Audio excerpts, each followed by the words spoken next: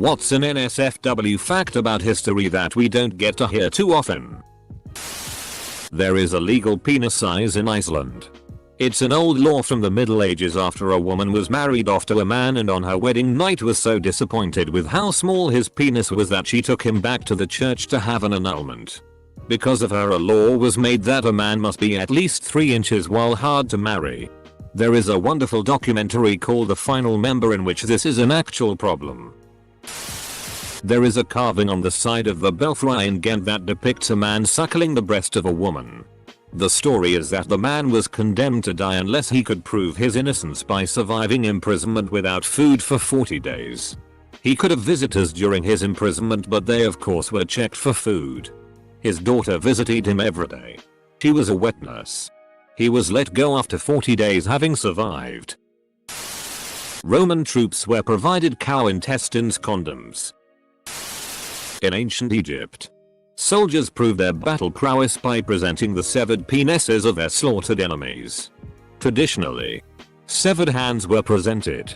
But in 1182 BC, Libyans and other allies invaded Egypt and were defeated by the army of Ramesses III. And Ramesses suspected that some soldiers were claiming extra credit by presenting the hands of women as well as the male soldiers. So he demanded penises instead.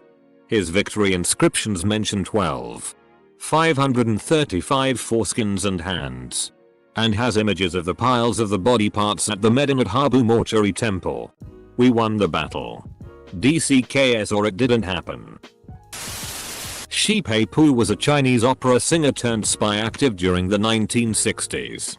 He pretended to be a woman for 20 years to seduce a French embassy employee and obtain classified documents.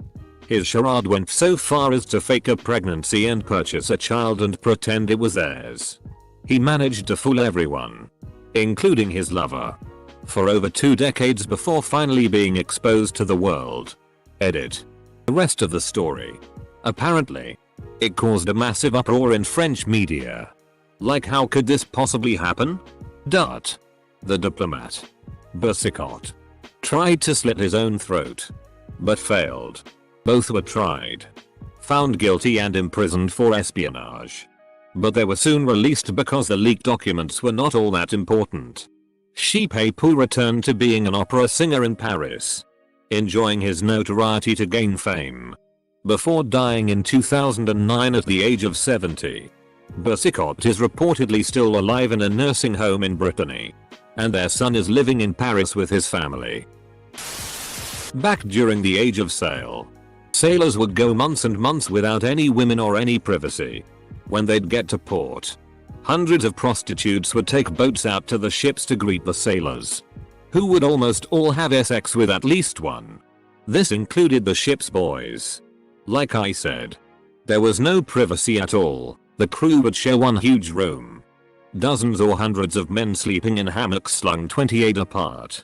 So the ensuing copulation took place in the wide open. Hundreds of people having sex all over the ship in plain sight. This wasn't a rare thing. It was almost universal. Though some more religious captains wouldn't let the prostitutes on board. STDs were therefore incredibly common. Side point.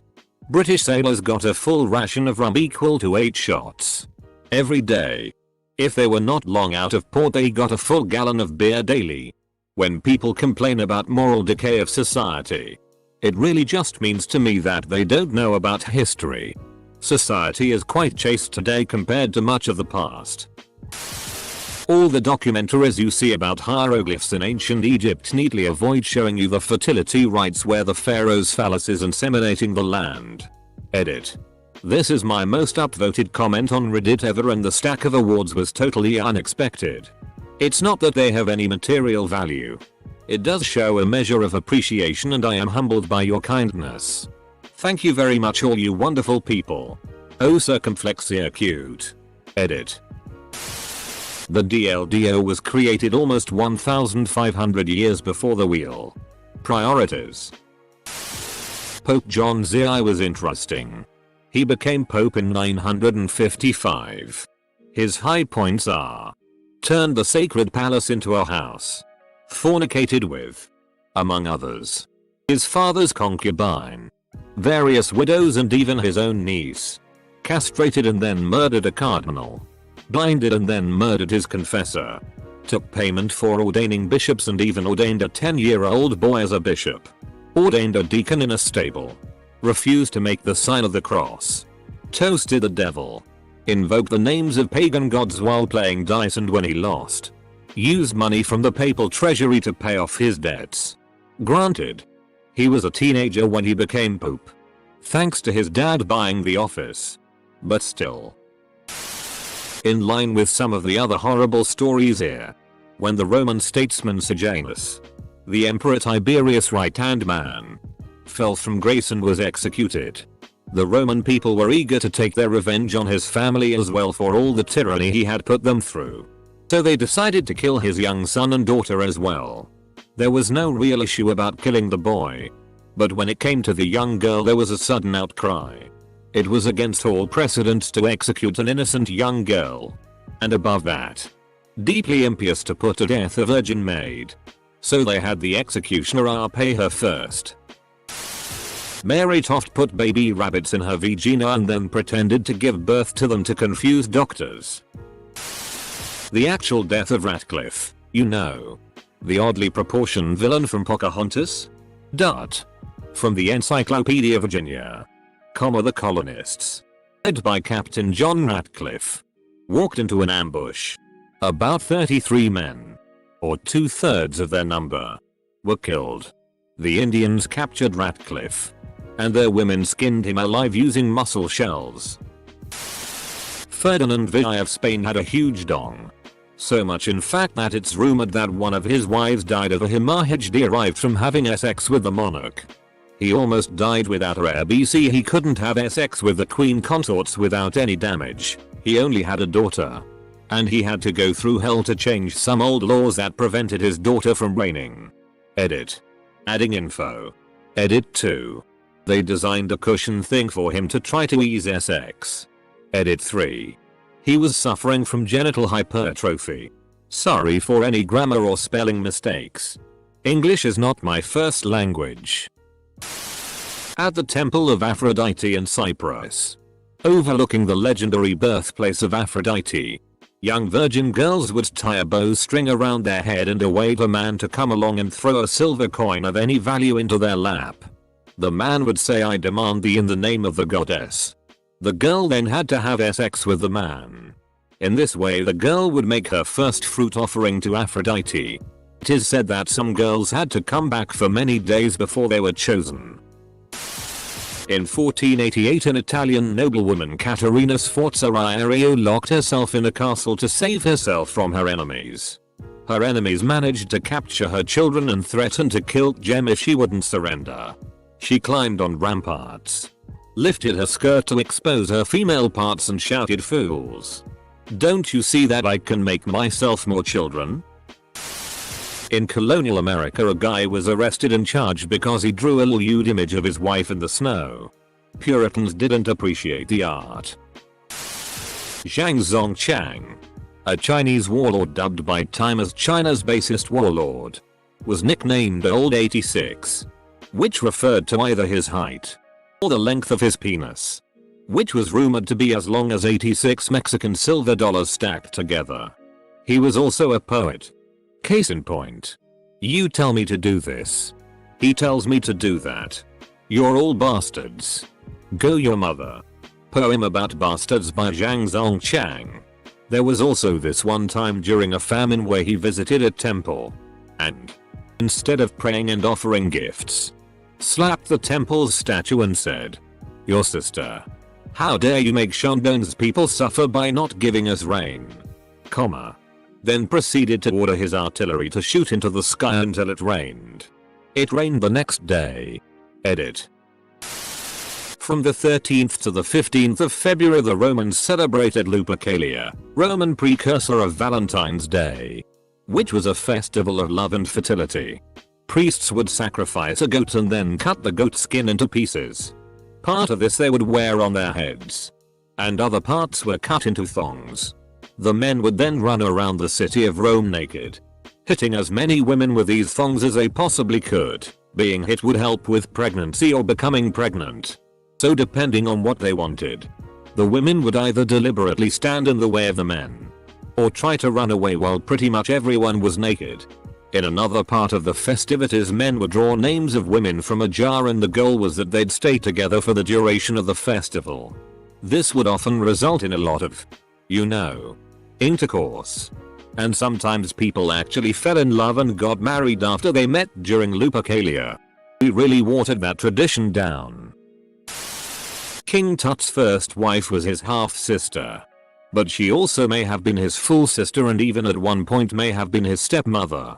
Incest was actually encouraged in ancient Egypt, as in many aristocracies, to keep the bloodline pure. Moreover, if there were twins where one was a boy and one was a girl.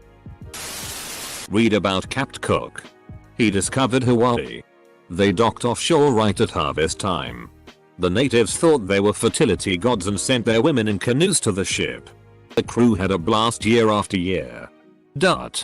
Until the natives figured out what was happening. In Pisa on St. Catherine's Day, students would search for and capture the fattest Jew they could find and demand a ransom of his weight in sweets. Source: The Great Mortality. John Kelly. Witches were more often mutilated than actually burned. There was a guy that tried to prove that yellow fever wasn't contagious, and so he would pour the infected vomit into his freshly cut opened wood, pouring it into his eyes, and drinking it, and soaking into a bath of it, and smearing his body with blood, and spit. He was fine because yellow fever isn't spread through direct contact. It's spread through mosquitoes. So he did all that for nothing. His name was Stubbians Firth, look it up. A lot of people banged in the White House on the day of Andrew Jackson's inauguration. French modern philosopher Michel Foucault, in addition to studying crime and deviance in a criminology sense, also applied his theories on punishments to his fascination with BDSM. Having also written a number of kink-based works, he eventually moved to San Francisco and partook in gay bathhouses, notorious for casual sex.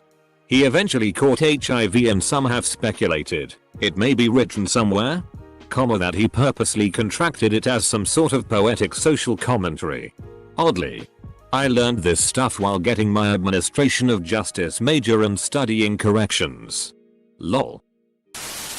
In ancient Egypt they held a fertility festival each year, and at this festival it was the pharaoh's responsibility to strip down and jerk off into the Nile.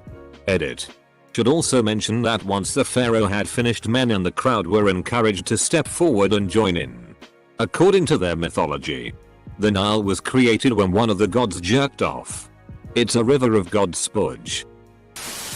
The deadliest female serial killer in US history had murdered 35 people with an axe by the time she was 18 years old. Dear Diary, my teen angst bull now has a body count. Edit. I needed a smile yesterday.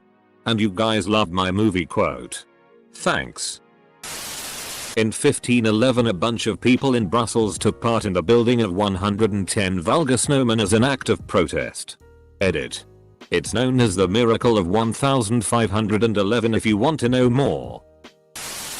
Romans loved depicting sexual acts on many everyday items, like oil lamps, combs, bowls, etc.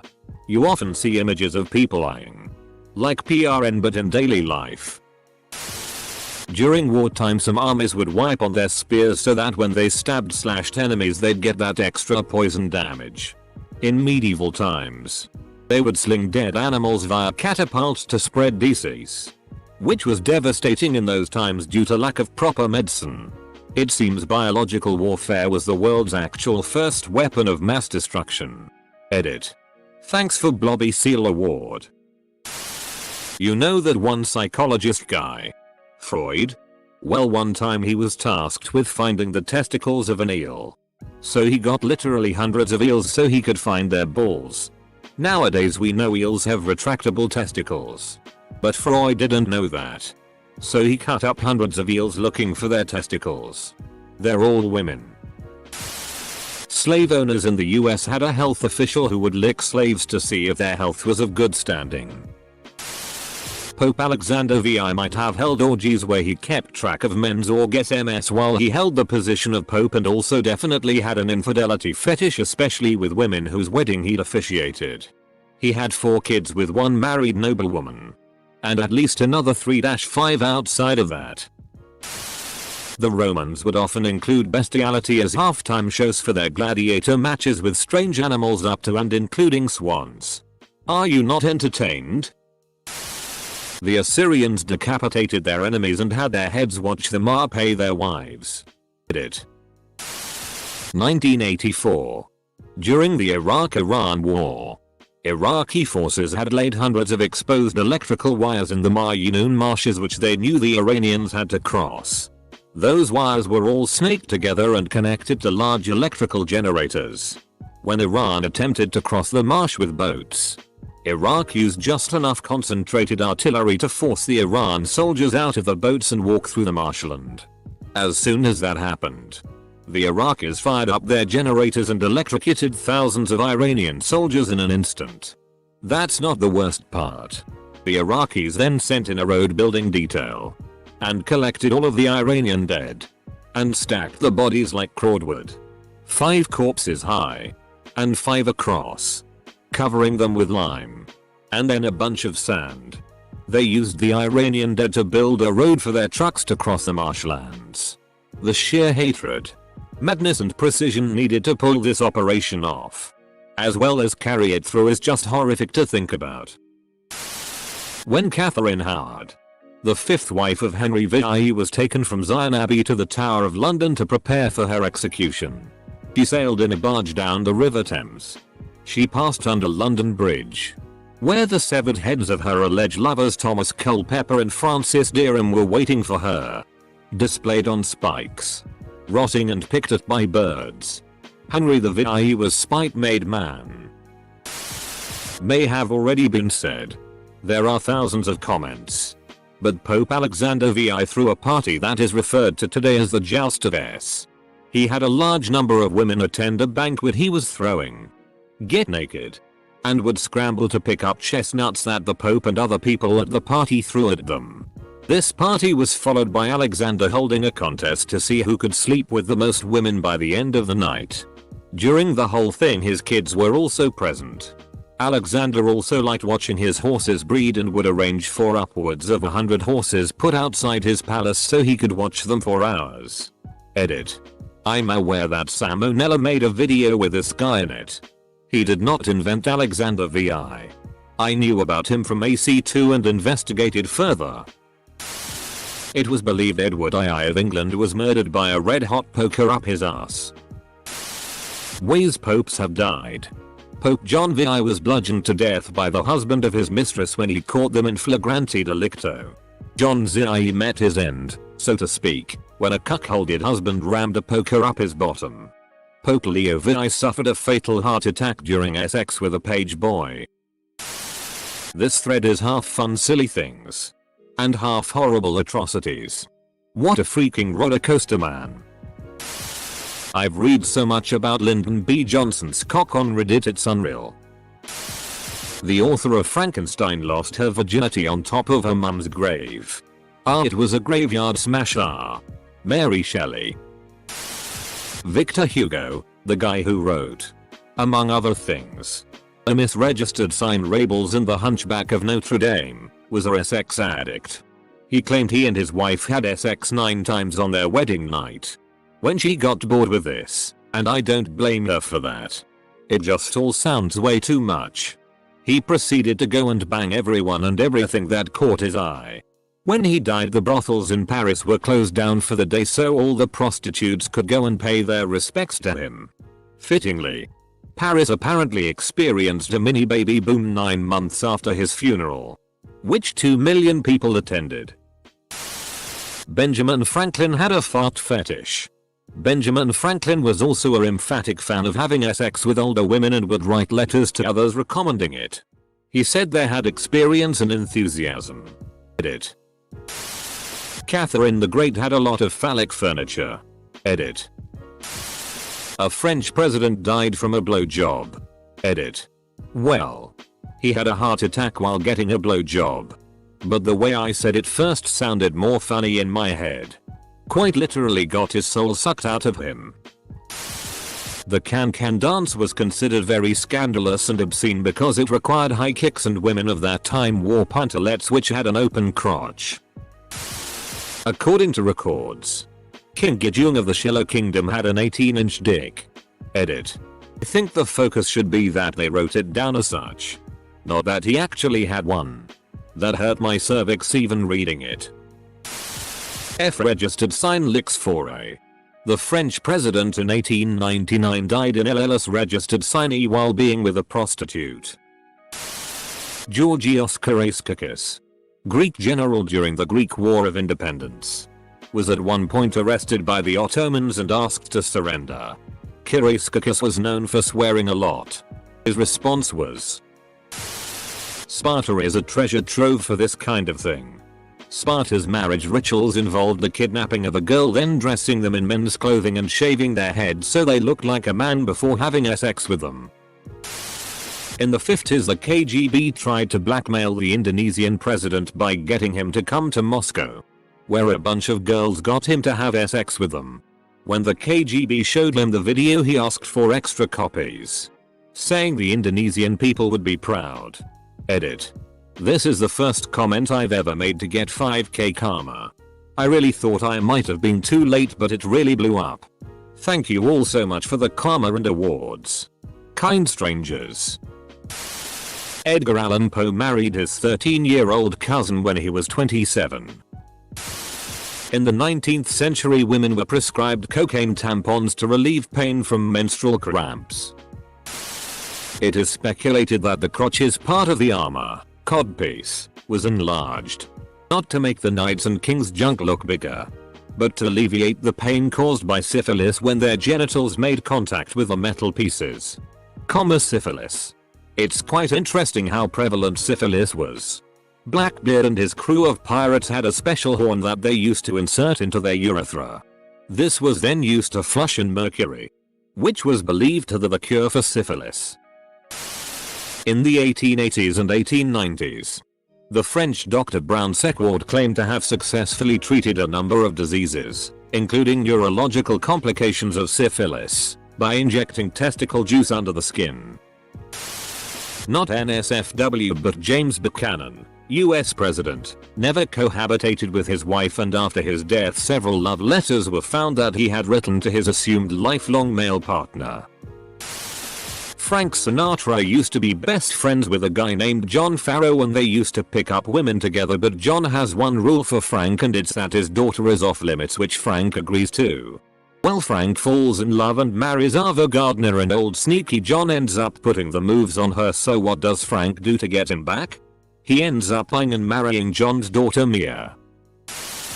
Gandhi sleeping naked with young girls in ashram to test his celibacy. How about the fact that Pocahontas was like 9? Or that Christopher Columbus sold 9-14-year-old girls as sex slaves? Bonk, go to horny jail. The fact that Christopher Columbus committed a mass genocide of the actual people living in America, which he supposedly discovered. Him and his men gang up, had all the women and killed the children just so that the whole world can remember him as the great Columbus, and the Americans celebrate Columbus Day in his honor. During the RPA of Nanking, there were accounts of Japanese troops forcing families to commit incestuous acts. Sons were forced to RPA their mothers, and fathers were forced to RPA their daughters. I'm scrolling through the comments, laughing mostly, and then your comment left me speechless. King Louis had a labor fetish. He liked to watch his wife and his mistresses give birth. He got frustrated because the laboring chair obscured the view, so he started the whole flat on your back, legs in the air position. Not as raunchy as the other posts, but there was the gin craze of England in the early 18th century. Basically, English distillers had more freedom to make gin and sell it cheap. People had more money to spend on things like alcohol, and they sold gin in full pint glasses. This led to an extended period of extreme public drunkenness among the English. leading to everyone being constantly drunk and almost bringing their society to a halt. I recommend the episode on the Dollop podcast that covers it. Gets crazy during this time. Anne Frank's diary was censored for her privacy. She wrote many entries about masturbation and her bestiality. Her father cut those out. When I visited in Pompeii, I saw many dicks on the buildings. The ancient Romans believed they bring good luck. During Hitler's reign they also had a whole science study on twins. One of survivors along with her sister, Eva and Miriam, were subjected to disease and torture. Led by physician Joseph Mengele. The program turned twins like Eva and Miriam into unwilling medical subjects in experiments that exposed about 3,000 children at Auschwitz-Birkenau to disease, disfigurement and torture under the guise of medical research into illness, human endurance and more. Twins were separated from the other prisoners during the massive selections that took place at the camp's massive train platform and whisked off to a laboratory to be examined. Mengele usually used one twin as a control and subjected the other to everything from blood transfusions to forced insemination, injections with diseases, amputations, and murder. Those that died were dissected and studied. Their surviving twins were killed and subjected to the same scrutiny. So yeah, must have sucked having a twin back then. Straight Roman dudes used to make other straight Roman dudes suck them off to pay off social or financial debts. Napoleon's penis was sold at an auction house, a small shrumpled object. The Greeks invented orgies and Romans perfected them by adding women. According to the historian Procopius, Theodora, Empress of the Byzantine Empire and wife to Justinian the Great, was a tremendously successful prostitute in her early adulthood, and that is supposedly how she captured the attention of the emperor for marriage. One of her performances was described as lying on a stage naked with bird seeds piled over her groin as a goose was released and allowed to eat the seed. Jallianwala Garden Massacre. On Sunday, the 13th of April 1919. Dyer, convinced a major insurrection could take place, banned all meetings. This notice was not widely disseminated, and many villagers gathered in Thaibaga to celebrate the important Indiana festival of Baisakhi, and peacefully protest the arrest and deportation of two national leaders, Satapala and Saifuddin Kitkliu. Dyer and his troops entered the garden, blocking the main entrance behind them, took up position on a raised bank, and with no warning opened fire on the crowd for about 10 minutes. Directing their bullets largely towards the few open gates through which people were trying to flee, until the ammunition supply was almost exhausted. The following day Dyer stated in a report that I have heard that between 200 and 300 of the crowd were killed. My party fired 650 rounds.